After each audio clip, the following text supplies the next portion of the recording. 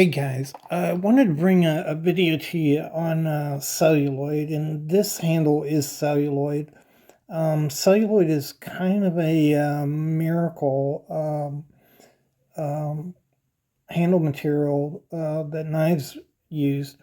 Um, you can mold it in any configuration, and it accepts pretty much any color combination, and it could be absolutely clear.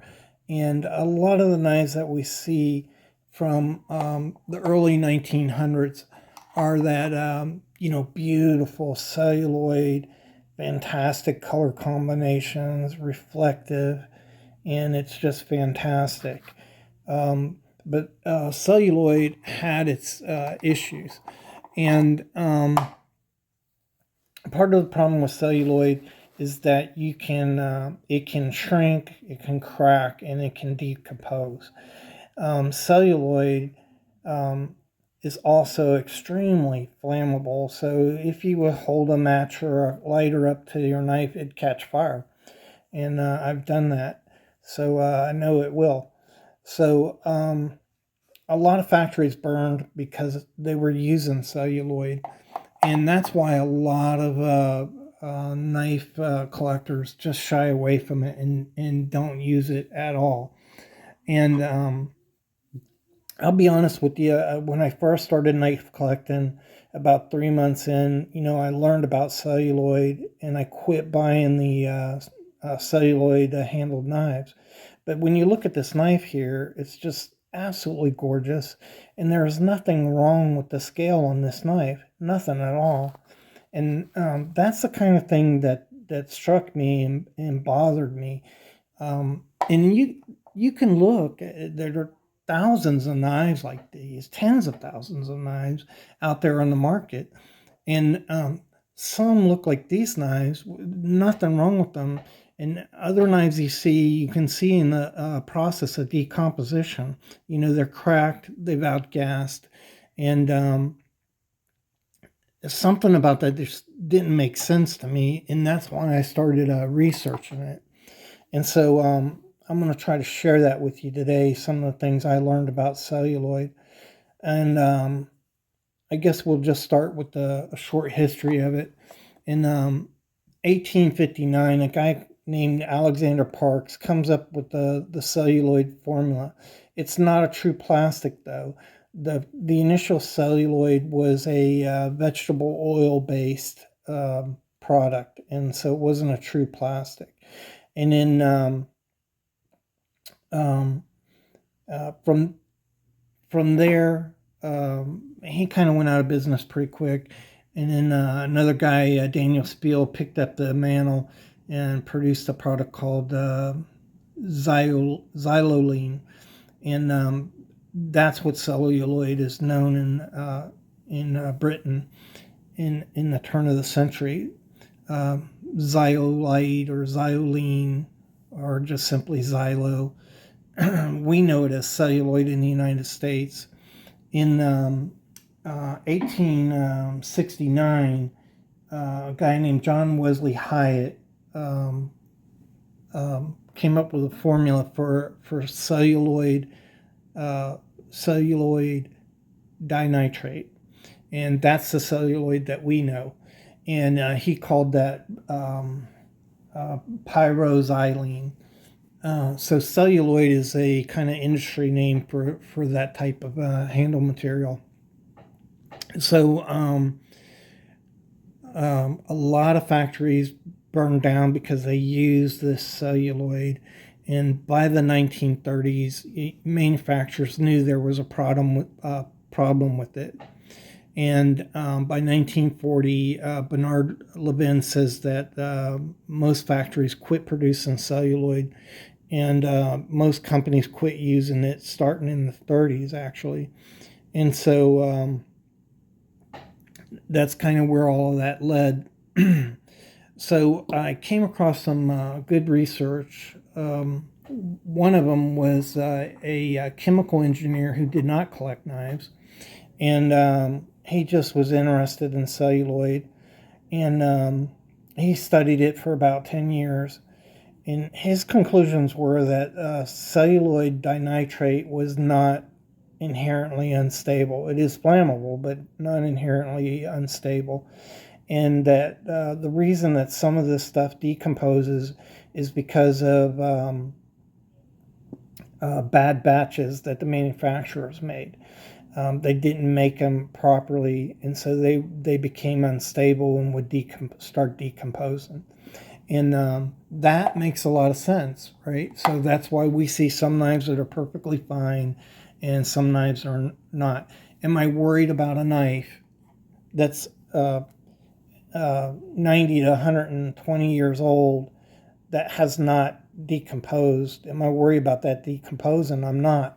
If it's lasted 110 years, why should I worry about it now?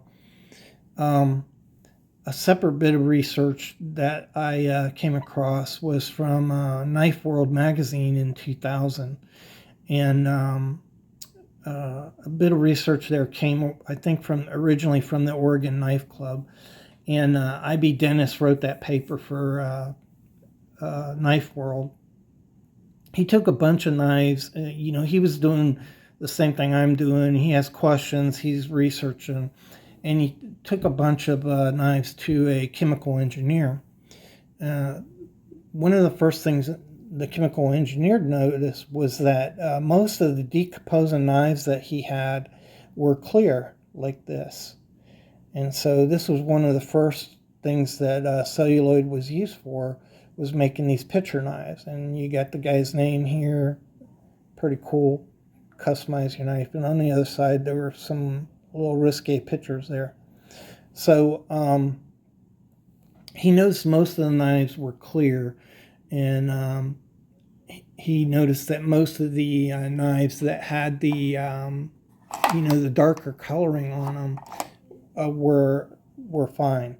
And so he theorized that the pigments and stuff that you put in here, the reflective material that you put into these knives, acted as bonding agents to make the celluloid more stable. And the conclusion of all that was that he wouldn't say that these would not decompose. He said maybe they wouldn't decompose.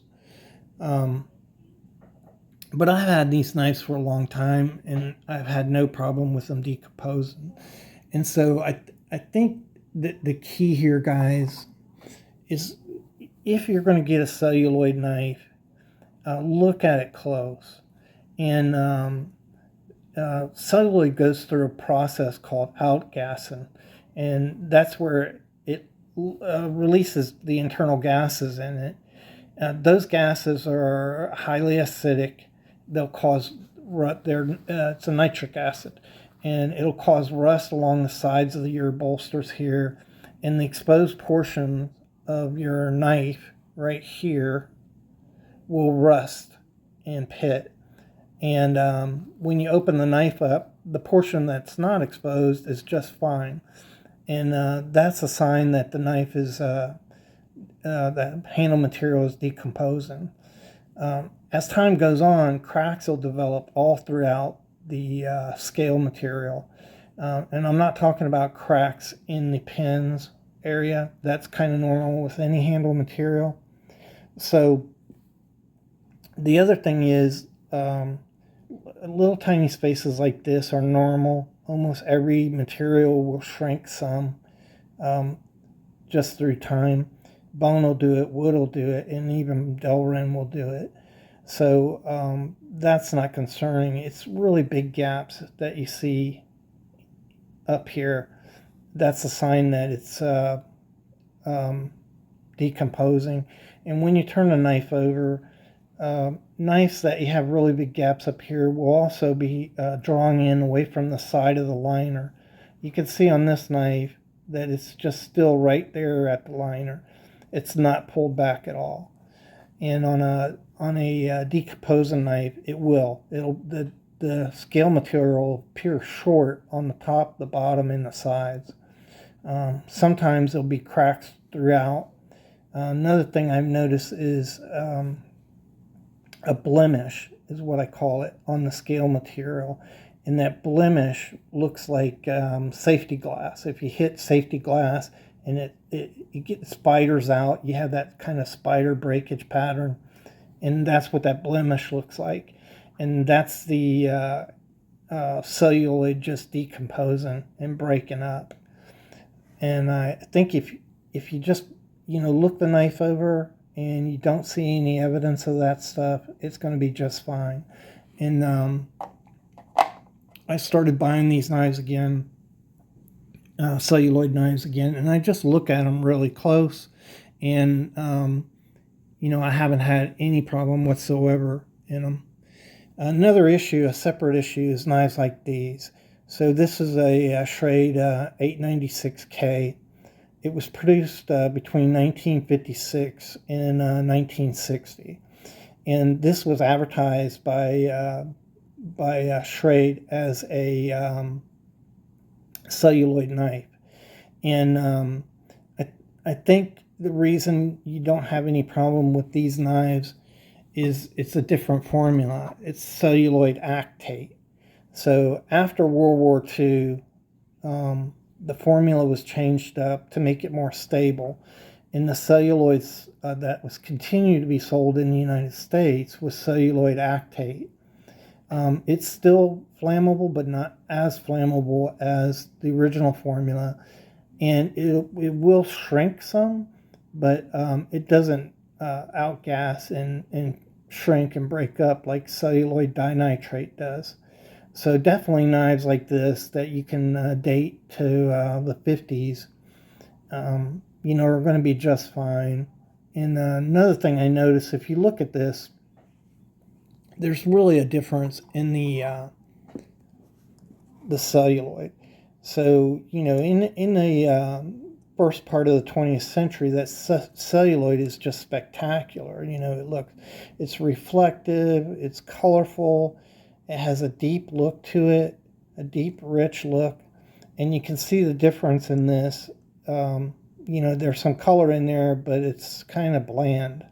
And it just does not look the same as celluloid dinitrate at all.